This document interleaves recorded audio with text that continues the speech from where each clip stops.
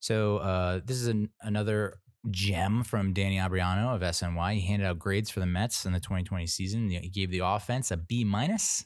Said that they struggled badly with runners in scoring position, as we mentioned during the first half, but they were still quite potent. Got productive seasons from Conforto, Smith, Cano, McNeil, and Nimmo, with most of those players, landing in the top 10 across most of the major categories in the National League. Andre Jimenez, who we talked about, was a bright spot.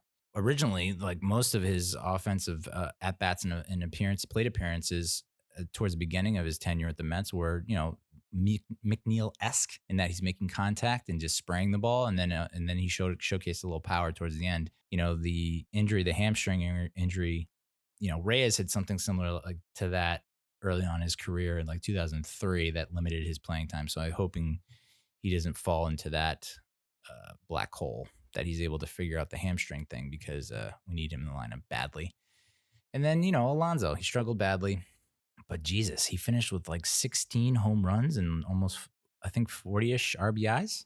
I mean, if you extrapolate that over 162, it's like 40 some odd home runs and 90 plus RBIs. The batting average is a problem. The strikeouts are a problem, but his OPS is incredibly around average, despite having a batting average around 200.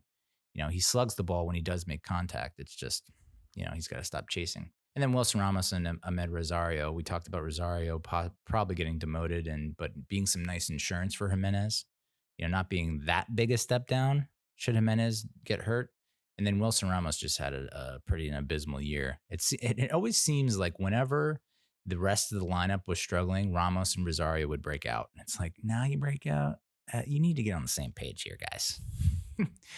But yeah, Ramos was just not where he was in 2019 at the plate in 2020. And as we see in the next grade for the defense, Abriano gives the Mets a D, and that's largely because of Ramos behind the dish. Who, it's just when you think that he can't play any worse behind the plate, Ramos makes it. I mean, it's just like, what? How are you a catcher, dude? So it feels to me like he's not going to be a catcher for long. They're going to buy him out, and then he'll move to maybe someone needs a DH or something. I don't know. And then Nimmo in center, before the season, I said, I'm perfectly fine with Nimmo in center. He's fine. It's fine. I'm fine. He's great. And then he was like one of the worst defenders in center field. So it's just hard to wrap my head around, because he seems fast and quick and speedy, but he just cannot get a good read on the ball. And so maybe, I envision him moving to left or even possibly getting traded, because his name always comes up in trades. And I think Alderson was very attached to Nimmo for a long time. So even though clubs were probably inquiring about Nimmo, Alderson was like, no dice, or was asking for a ton. And I don't think that's the same with Brodie Van Wagenen. But the issue is, I don't think BVW is going to be around to actually see that through. And then finally on defense, the reason why that we've touched upon multiple times that we got a D is, and this stunks. I did not think this was going to happen, because this is, I believe, his natural position. But JD Davis at third base, I was like, well, let's get him on the left. Let's put him on third, and then let's figure out whatever. And nope, that was, I was like, McNeil at second, Davis at third, maybe Cano at DH. And then I guess, Dom Smith in left, even though I don't like that at all either. But yeah, multiple guys playing out of position, and Brodie Van Wag's like weird fetishy infatuation with infielders. We had like out of the 40-man roster, I think 30 were infielders. It was just absurd. Starting pitching, Abriano gave him a D. Other than DeGrom, Peterson, and maybe Lugo, there wasn't a whole lot to be proud of. Waka was above a 6 ERA. Porcello the same. Gesellman didn't really give you anything. He was more of an opener than a starter.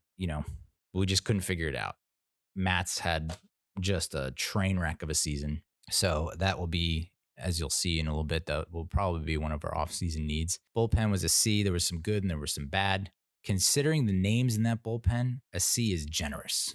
And maybe it's because it's nostalgia and like attaching a certain amount of value to those names, sentimental value, because of what they've done in the past. But how we got a C out of this bullpen is just like remarkable, considering their performance during the season, but also like completely devastating going into the season, thinking that like, holy shit, we have all these pretty good above average arms. And nope, they're most likely past their prime or donezo.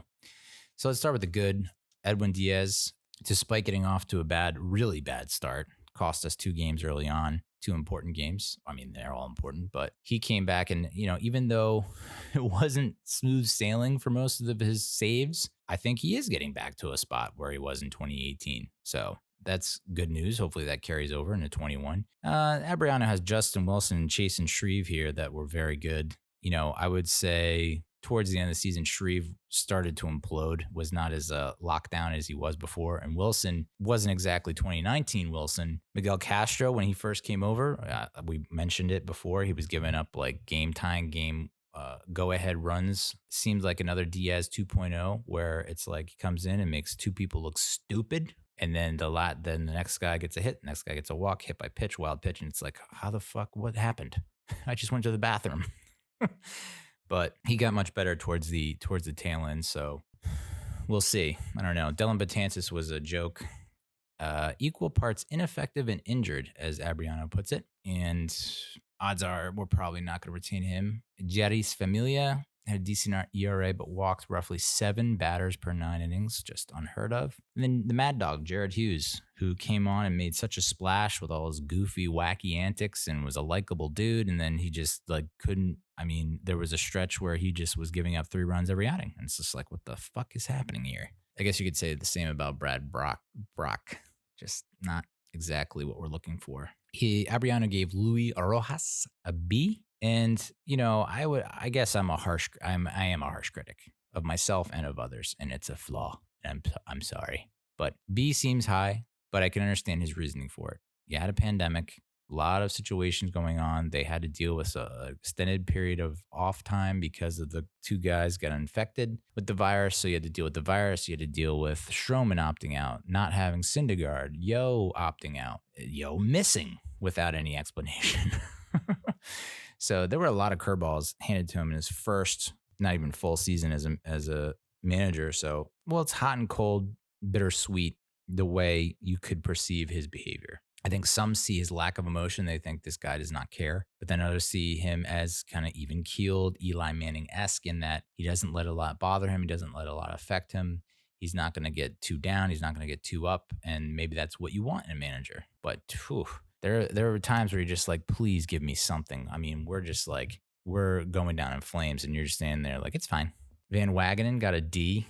I would have put this as an F, but I guess because of what the Wilpons, the pressure applied by the Wilpons and their stinginess, you don't give him an F because it's like he did the best with what he had available, but that still was not even close to being good enough. So I'm fine with a D.